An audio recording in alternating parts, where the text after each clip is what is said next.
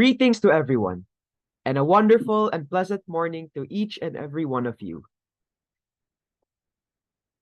We extend a warm welcome to the ninth edition of the Vicente Sotto Lecture Series for the year 2023. We are thrilled to welcome each one of you today, prepared to commence another fulfilling exploration of our diverse cultural heritage. Before we move forward, I kindly request that everyone keep their microphones muted throughout the program to prevent any disruptions. Additionally, please remember to fill out the evaluation form before the program concludes. The link to the form will be shared in the chat box below near the end of the program. Once submitted, your participation certificate will be sent to your email. We trust that this lecture will leave a significant impact on your hearts and minds, fostering a stronger appreciation of our dynamic cultural heritage. Without further ado, let's commence this event. Let us begin with a prayer to be followed by the singing of the national anthem. Let us remember that we are in the most holy presence of God, for God sees us. In the name of the Father, and of the Son, and of the Holy Spirit. Amen. Almighty and compassionate Father, the Creator of the heavens and the earth, we offer our praises and devotion to you, recognizing you as the Supreme Being, the ruler above all rulers. With humility, we seek forgiveness and merciful understanding of our wrongdoings. As we come together on this day, we express our gratitude for your limitless blessings upon us. We acknowledge and value the talents and abilities you've granted us, along with the privilege to participate in today's event. With the utmost humility, we request your divine favor to be extended to our loved ones, neighbors, and even those who may not agree with us. May our lives be enriched with peace, honesty, love, and unwavering faith. Amen.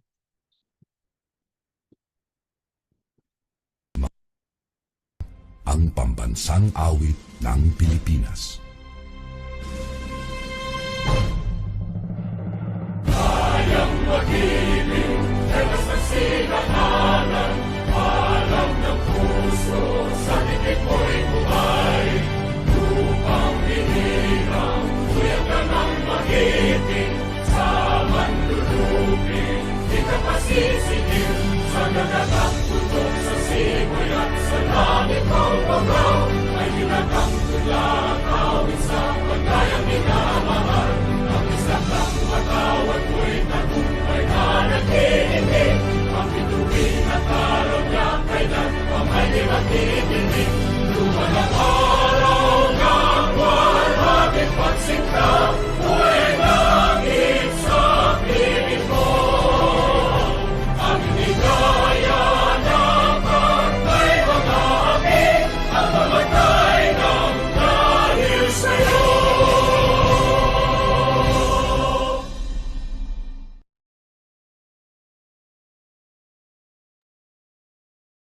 Magandang umaga sa ating lahat.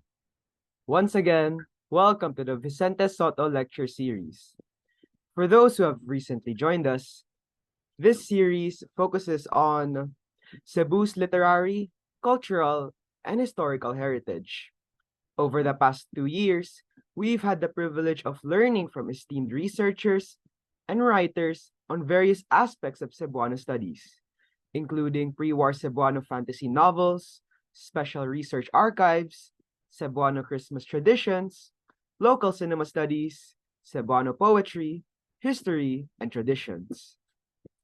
Today, we are honored to host a distinguished guest, Dr. Bea Martinez-Lastimosa, who will be sharing her valuable perspectives with us.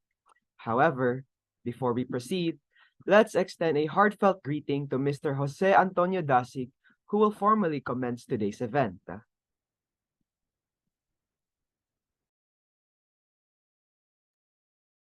Okay, so good morning, ladies and gentlemen. A warm and heartfelt welcome to every one of you. As we gather here today for the ninth installment of the Vicente Sotto Lecture Series 2023, organized by the Cebuano Study Center of the University of San Carlos. So to give you a bit of background, the Cebuano Study Center is, at its heart, a center for research on all aspects of Cebuano culture. So it functions as a special library to house various source materials on Cebu, as well as the predominantly Cebuano-speaking areas in the country. It is also a research center devoted to the studies on Cebu, specifically in the areas of the humanities and social sciences, while also acting as a sort of special office that assists in the promotion of Cebuano culture and the arts.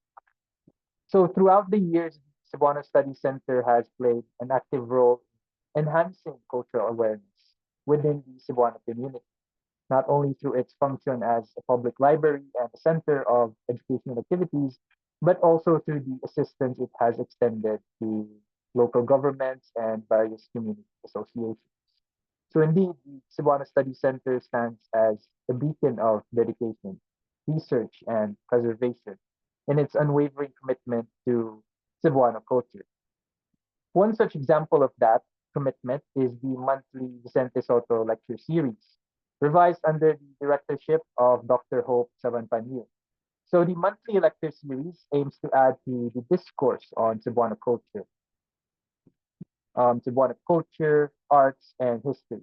So with these lectures, the center hopes to make the rich cultural heritage of Cebu more visible to the general public and to create avenues where people can discuss with other interested individuals.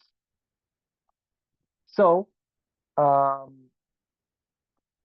today we have the honor to listen to a lecture from one such expert steeped in knowledge about Cebuano literature, Dr. Bea Martinez-Lastimosa. So if you have been a long-time viewer of the lecture series, you might already be familiar with Dr. Lastimosa, as she was the original lecture series organizer of the center. Thanks to her, thanks to her tireless efforts, the center has maintained a platform for its audience to actively to uh, contribute to and enrich the discourse on Cebuano culture. So today it's Dr. Lastimosa's turn to impart with us her expertise in Cebuano literature, particularly through her discussion on the short stories of Hermogenes M. Cantago, a prolific Cebuano writer from the 1950s to the 1980s. So given that literature often reflects the truths of social realities, we hope that through this lecture on Cebuano literature, you, our dear viewers, gain a deeper appreciation for Cebuano identity. So on behalf of the Cebuano Studies Center, I welcome you all today.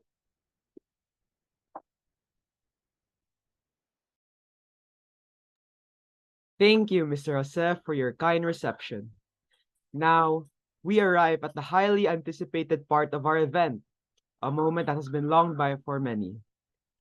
I'd like to highlight that after the presentation, we will have an open forum where you can engage actively by submitting your questions.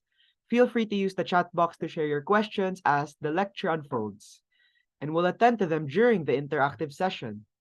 Without any more delay, I am delighted to introduce our esteemed guest speaker, Dr. Bea Martinez-Lastimosa is a registered librarian and a teacher.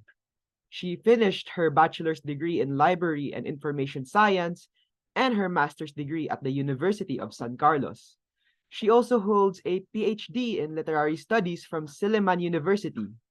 She was the recipient of the 2020 NCCA Dissertation Research Award, along with the 2021 NCCA Manunulat Competitive Grants. She is currently teaching at the University of San Carlos. Please help me welcome Dr. Lastimosa. Hi, Jao. Hi, Jan. And hi, Jao. Thank you for inviting me to be the speaker today. Yeah, you're right. It's a little different to be on the other side of the screen this time. So, I will be presenting my paper on Hermogenes Cantago as a modernist voice in Cebuano literature. When I first approached the idea of writing about post-war Cebuano writers, which I categorize to be those writing from the 1950s until the 1980s, I discovered an alarming lack of material on them.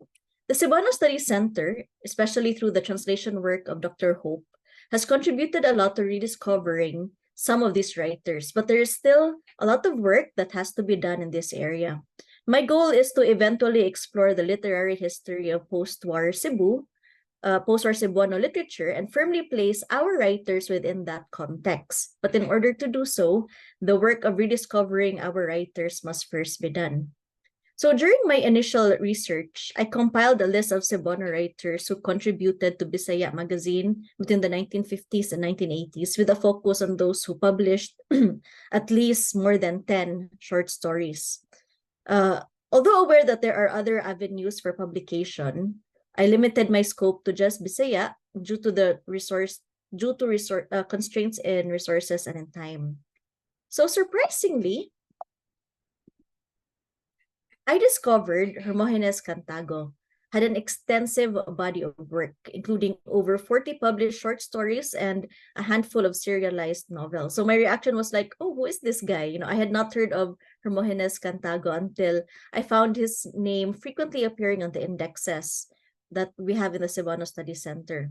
So in this paper, I'll be focusing on his short stories that he wrote and published only in the 1950s. Now, while I aspire to someday examine his contributions within the broader Cebuano literary landscape, my current focus is solely on studying him as an individual writer, hence the title of my paper, A Modernist Voice in Cebuano Literature. Now, unfortunately, there's really very little information about who Hermogenes Cantago is. An exhaustive search through periodicals and indexes at the Cebuano Study Center resulted in only one brief reference to his name with no information about him or his works.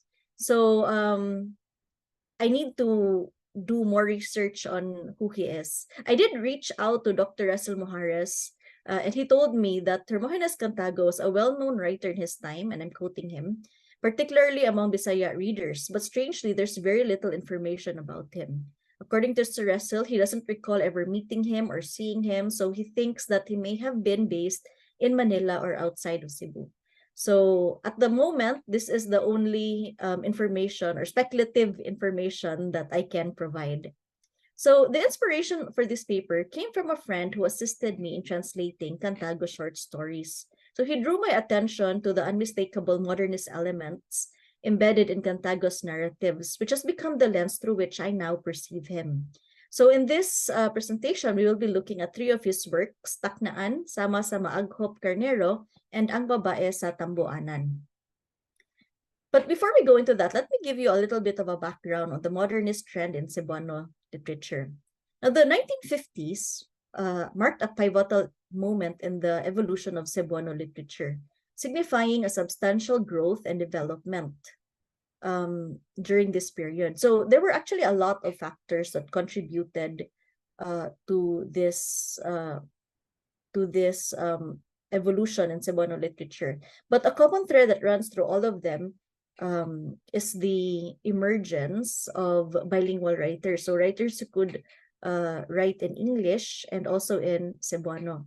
So they were proficient in Western literary techniques, having read Western novels. So they introduced innovations into Cebuano literature. So techniques like stream of consciousness, the use of objective correlatives heralded a transformative era for Cebuano short story fiction.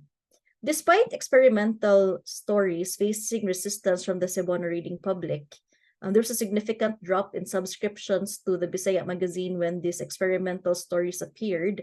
The craft of Cebuano writing continued to consolidate and mature. Notably, the formation of Ludabi, a writers' organization marked by its rebellious spirit, in August 1956, under the leadership of Marcel Navarra and Angel Enemencio, contributed significantly to this maturation.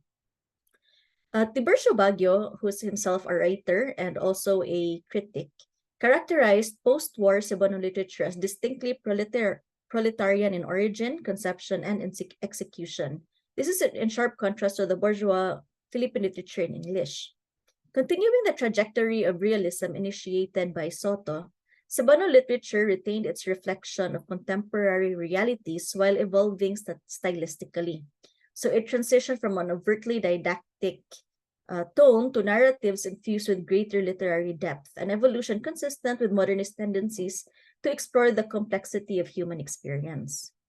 Baguio observed that the segmented development of early Cebuano short story plots, tailored for didactic purposes, evolved into more comprehensive, realistic, and coherent narratives. These narratives featured better developed characters, motives, and storylines. Now, in the period spanning from the 1950s to the 1980s, Cebuano short stories continued to serve as a platform for social critique. Themes revolving around social and moral decay became recurrent motifs among writers. Moreover, writers during this era also delved into questions of identity and nationalism. Now, remarkably, these writers really exhibited heightened mastery over their material, marking a departure from the literary landscape of the earlier period before the war, and reflecting a transformative influence of modernism on Cebuano literature. Now, Hermogenes Cantago is among those writers who exemplifies the growing influence of modernism during his time.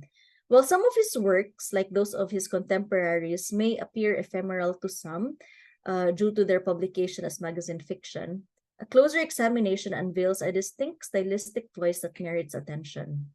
Although Cantago penned stories that adhered to conventions and consequently also its limitations of his era, his narratives often pivot around the inexorable passage of time, giving rise to profound themes of loss, despair, and emptiness. In this paper, we will delve into the intricate exploration of time's impact within Cantago's storytelling, shedding light on how it becomes a driving force that shapes his characters' experiences and underscores the essence of his modernist perspective.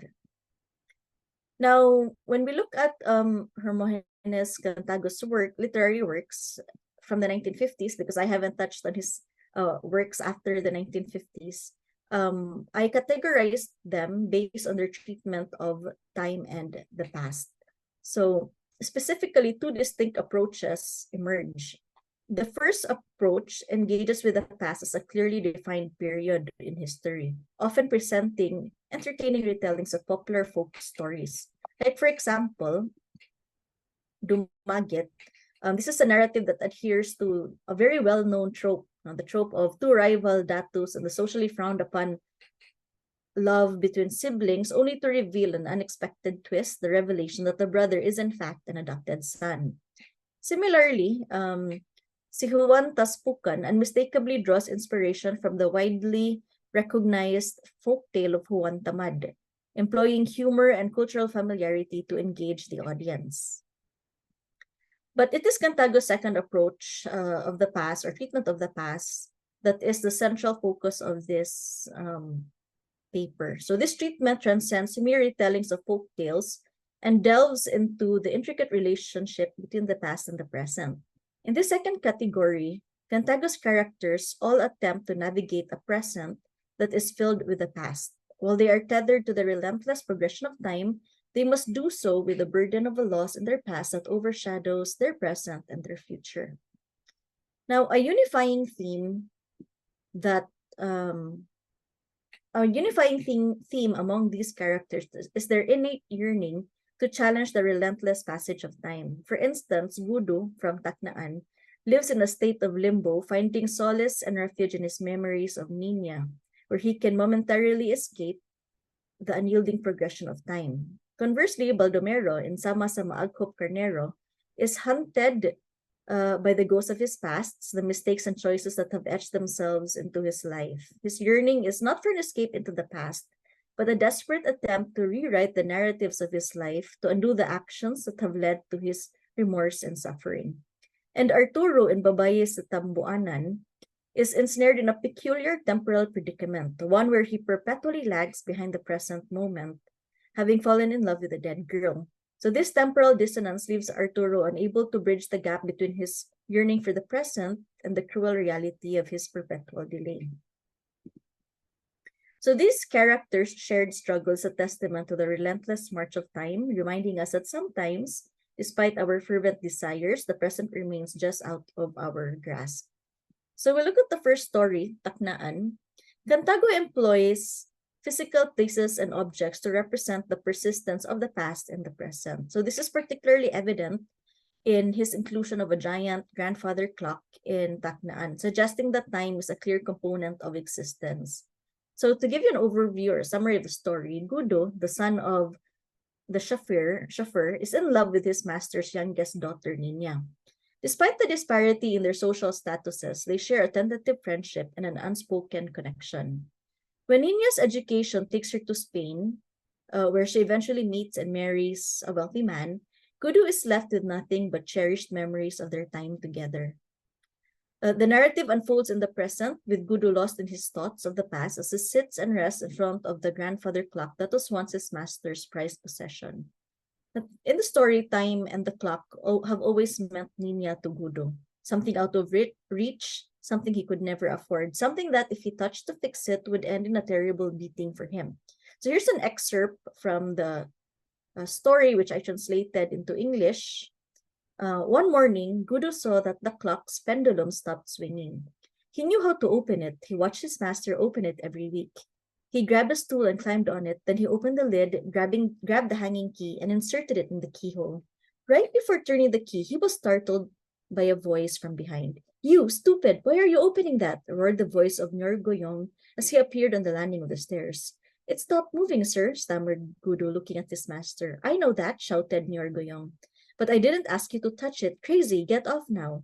This was followed by Nyor Goyong kicking the chair and hurling Gudu with it. Gudu scrambled up immediately where he lay sprawled on the floor. "Are you aware of the cause of that clock, animal?" Gudu bowed his head and didn't answer. "Don't you know how to answer when spoken to?" Nyor Goyong snarled. "I don't, sir." He lifted his gaze quickly and bowed right away. Even if you rot serving here, your salary will still not be enough to pay for that." Gudu didn't respond. He glanced at the clock and turned to face his master, only to find him gone. Relief washed over him. He was sorry now that he had opened the clock. Just when he was about to leave, he heard his master's voice. He turned and saw Nyorgoyong holding a whip. "Where are you going? Do you intend to escape from your sin?" The words were followed by the crack of the whip on Guru's back. Guru swiftly faced his master with his face pleading for mercy, but Nyorgoyong quickly whipped him twice on his shoulder and face. "If you ever do that again, meddling," said Nyorgoyong, brandishing his whip, "I'll reduce your body with this whip." So throughout the narrative, the clock's relentless ticking had symbolically charted Nina's journey, slowly carrying her away from Gudu. The clock makes several appearances in the story, charting different periods in his life. Now, in the end of the story, the clock breaks down for the last time following Nina's marriage, and Gudu, it seems, is now living in a temporal limbo within the confines of his memory. Now, when the clock ceases to work, it appears as though Gudu's fervent desire to halt the inexorable march of time has materialized. But this illusion is shattered in the end when Nina comes home with her husband. In orchestrating this pivotal moment, Cantago reminds us that the relentless march of time is incongruent with our innate longing to cling to the past. Now, rather than with objects, Cantago physically brings the past into the present in Sama sa Maaghop Carnero. Now, this technique becomes notably palpable as we delve into the complex relationship between Baldomero and his estranged wife, Conchita. Now, Baldomero abandons his wife during the war when he flees to Banawe to escape the Japanese soldiers. And this was after a little bit of a background was given on how much he loved his wife and how he married her despite the fact that she was rich and very beautiful and he was just a driver. But when the war came, he eventually abandoned his wife and he fled to Banawe to escape the Japanese soldiers. Now, Conchita endures unspeakable suffering at the hands of the Japanese until another man comes to her rescue. After the war, when Baldomero returns to reclaim her, she refuses to return to him and chooses to remain with the man who saved her. So Cantago begins the narrative actually as a flashback before he shifts to the present time, when Conchita unexpectedly returns to Banawe with her second husband to purchase rice and kamote. Now, Baldomero, who has really been lost since Conchita rejected him, is filled with hope and urgency as he tries to persuade her to return to him. So there's a very heated argument in the story where they are arguing in the bedroom. That's actually at the same time also entertaining. Now, after a night of heated arguments, she promises to come back to him in 2 weeks, but then she vanishes and does not return, leaving him brokenhearted. Now, actually, at the end, almost like as a footnote, Cantago inserts a very brief epilogue to the story, stating that the lovers were reunited after a long period of time and that their brief but meaningful reunion was cut short when Baldomero died fighting the Hucks in Luzon.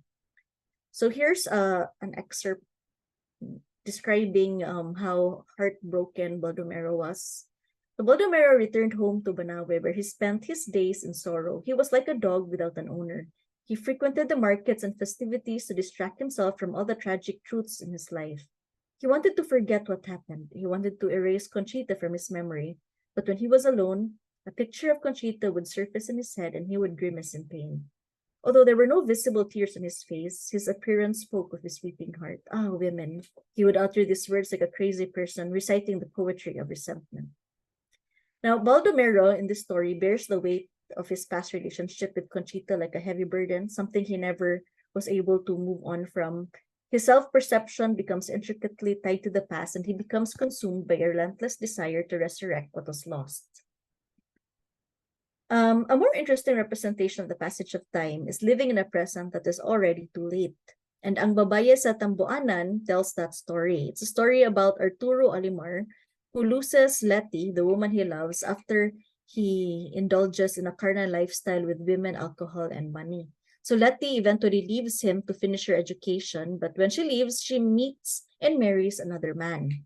So Arturo's wild lifestyle worsens after she marries, resulting in the deterioration of his health. So to recuperate physically, emotionally, and mentally, he is sent to a remote rural village or a rural barangay. There he encounters a captivating woman, Zenaida, standing by the window of a nearby house. Following a brief yet enigmatic conversation, he falls deeply in love with her. So determined to meet her formally, he visits his neighbor's house, only to discover that she passed away from heart failure just 8 days prior. Now, Cantago references the past through Senaida's ghost. Her ghostly manifestations to Arturo, both in the window and later on, in his dreams, serves as a reminder of the persistence of the past and the present. So again, I'll share a brief excerpt from you, which I translated into English. Although now accustomed to sleeping early, Arturo found it hard to sleep no matter how hard he shut his eyes. All his thoughts were on the woman he had just met. If his room were illuminated even just a little, he would be seen smiling in the dark. Then he heard his name being called. Arturo came out of the room. Under the illuminated part of the doorway, he made out the profile of a woman standing still. He brightened the lights and saw her in full. Zenaida. Yes, Arturo. What is it, Zenaida? Are you surprised that I'm here? Evidently, Zenaida. Oh, you're so lovely. Those are the words that I heard, Arturo. Lovely, pretty, but the woman didn't continue. She hugged Arturo and kissed him on the lips. Your body is cold, Zenaida. The night is cold, Arturo.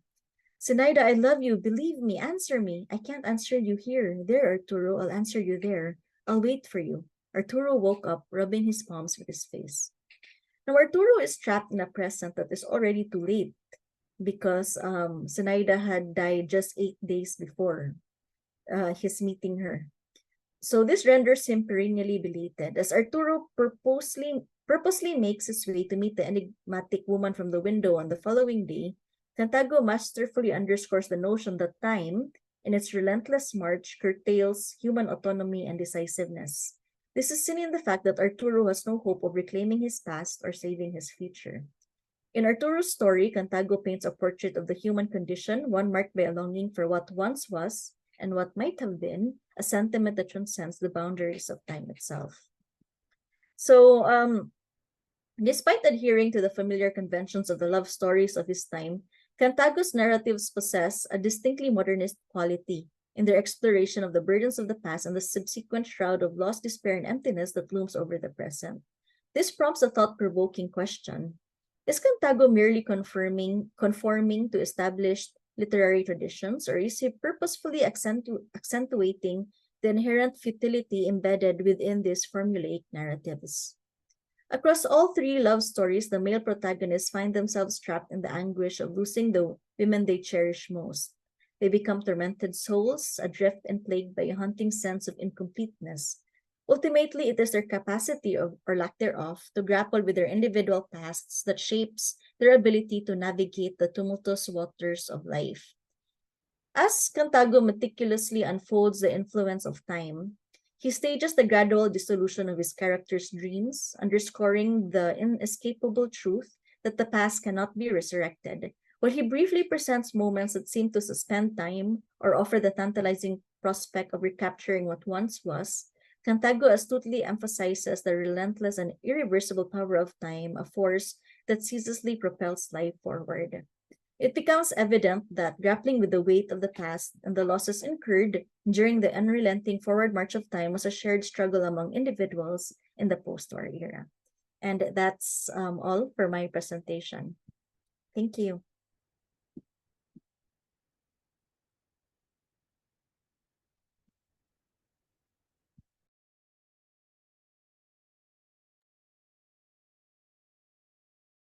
We have delved into Hermogenes M. Cantago, a literary gem of Cebuano literature whose work had unfortunately faded into obscurity.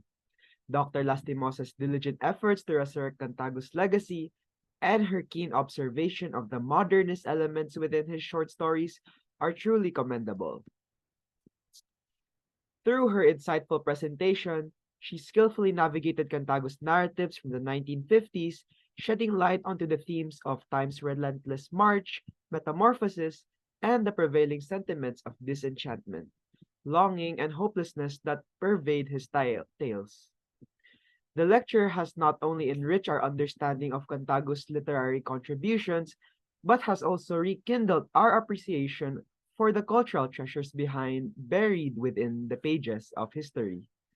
Thank you for sharing your expertise and passion with us today, Dr. Lastimosa. We thank you for that insightful lecture. Now we move on to the next part of our program. We have asked Dr. Lastimosa to address the questions that you all have posted in the chat box. Our aim is to cover as many of these questions as possible within the time limitations. Without further delay, let's start with the initial questions. So guys, if you have any questions, feel free to send them in the chat box so that our speaker may answer those questions.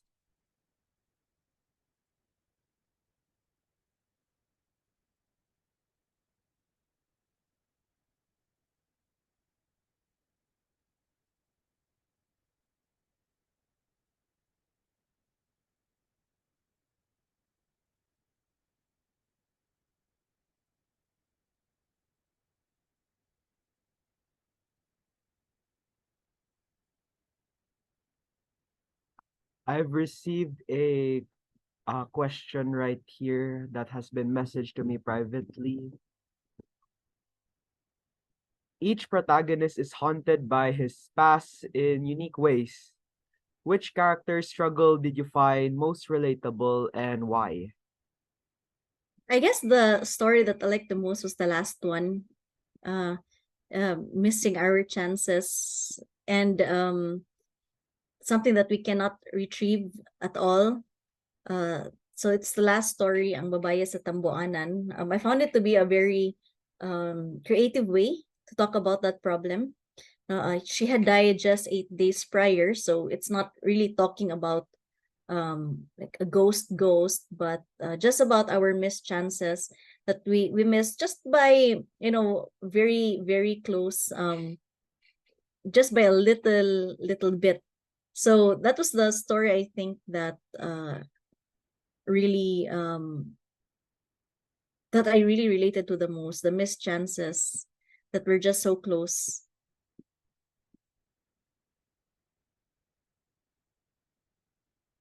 Thank you for that, Dr. Lastimosa.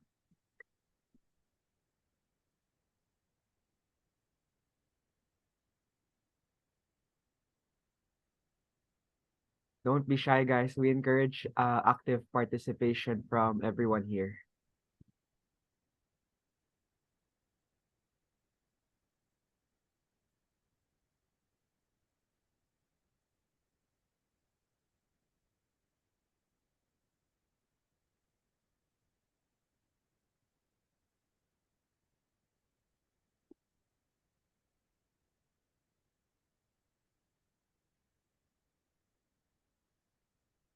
I've composed a question for myself, Dr. Lastimosa. Okay. Is it this last one here? The paper Ye- poses the question of whether Yep. Cantago is conforming to literary traditions or highlighting their futility. Okay, I think I'm leaning towards the second. But although maybe it's a little bit of both. Um, he was writing for Bisaya magazine and in the early part of the modernist movement.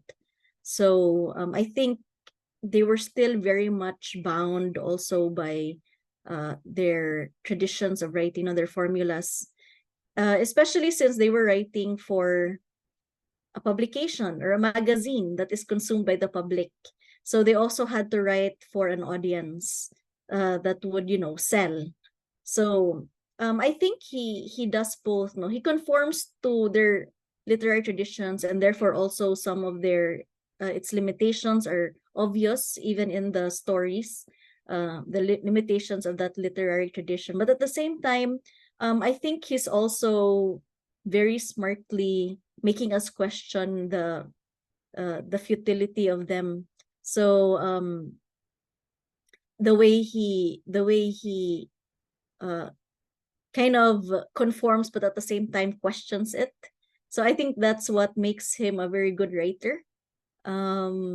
He breaks away from tradition, although he goes back to it sometimes, but he breaks away and makes us question that, yeah, like in this traditions that, or these formulas that they have, is actually emphasizing how bleak everything is.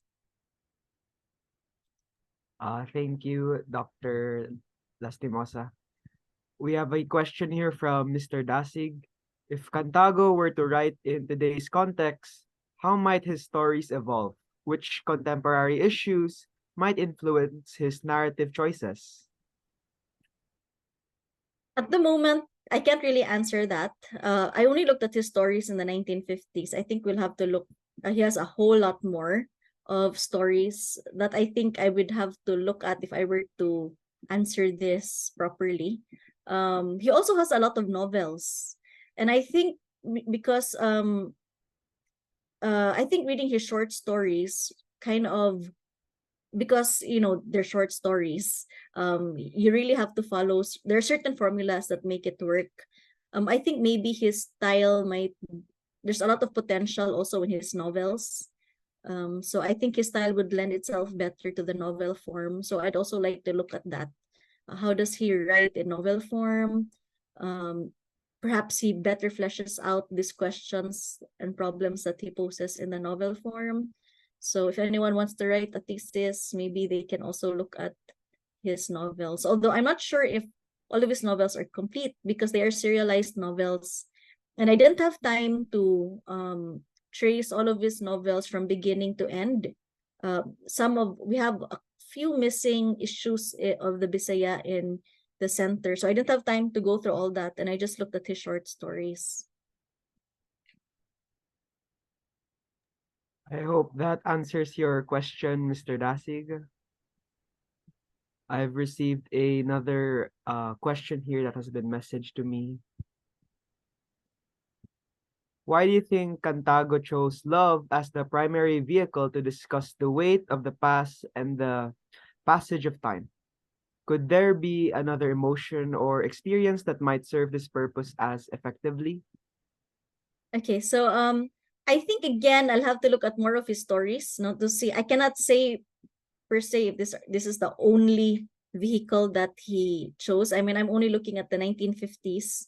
But I think to answer this, partly it also has to do with the conventions of his time. No, like I said, it's clear that he also followed there's also some formulaic traditions that really shaped also how he wrote and what he wrote. So this could probably be why everybody loves a good love story. But if he ever I was also surprised, no, he had historical fiction, at least one that I saw. The short story, he had the retelling of the myths. So I think I'm not so sure if this is the only vehicle that he, or the primary vehicle even. No, more research will need to be done on that.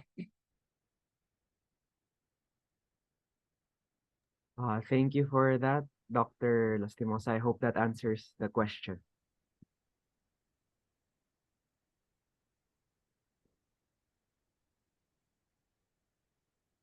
So, does anyone else have any more questions, guys? This is an open forum. There are no wrong questions.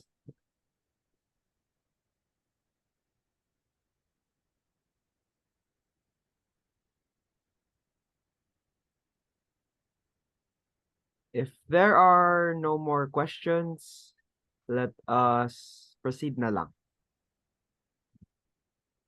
All right. If you have more questions, we encourage you guys to reach out to the Cebuano Studies Center page on Facebook, where we'll be happy to relay them to our esteemed speaker if ever you have any questions with you guys.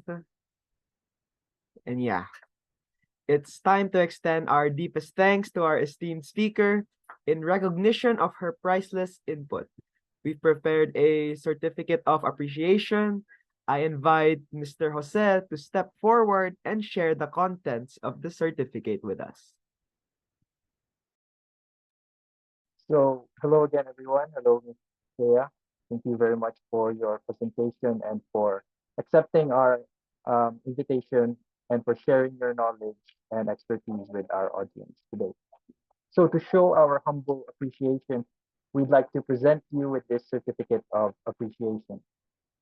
So, this certificate of appreciation is given to Dr. Bea Martinez-Lastimosa for her lecture entitled Rediscovering Hermogenes M Cantago, a Modernist Voice in Cebuano Literature during the Vicente Sotto Lecture Series 2023, given this 29th day of September 2023 via Zoom, signed by the Director of the Cebuano Study Center, Dr. Hope Sabanpanilo, and the Vice President for Academic Affairs of USC, Father Desiraj Antonio. We'd also like to extend a certificate of appreciation to our moderator this morning, Mr. John Nicodemus Dasig, for um, his lively moderation of our event this morning. Signed also by the Director of the Cebuano Studies Center and the Vice President for Academic Affairs. So once again, thank you everyone. Thank you to our esteemed speaker, Dr. Bea.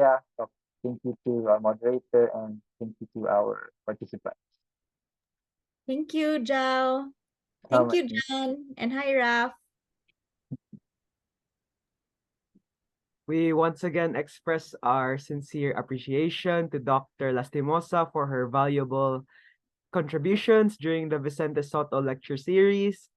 As we near the end of this remarkable session, I would like to gently remind all participants to complete the evaluation form in order to receive your certificate of participation. The link is available in the chat box. Before we bid our farewells, I'd like to request everyone to consider switching on their cameras, if possible, for a collective photo. Let's capture this memorable moment together before we wrap up. Mr. Jose, could you kindly please lead the photo up? Thanks. So hello everyone. If your connection permits, please turn on your camera so we can have our photo up. Anyone? Guys? Okay, so I guess I'll start our photo. So 1, 2, 3, smile. One more. 1, 2, 3, smile. Okay. So thank you again, everyone. Thank you, guys. With this, we arrive na at the end of today's gathering. We extend our gratitude to each and every one of you who took part in this ninth installment of the Vicente Sotto lecture series. Your engagement has elevated this event to a remarkable level. We look forward to welcoming you back for our forthcoming lectures. Until then, thank you, and as we await our next encounter, stay well and continue to draw inspiration Have a good afternoon and maraming salamat.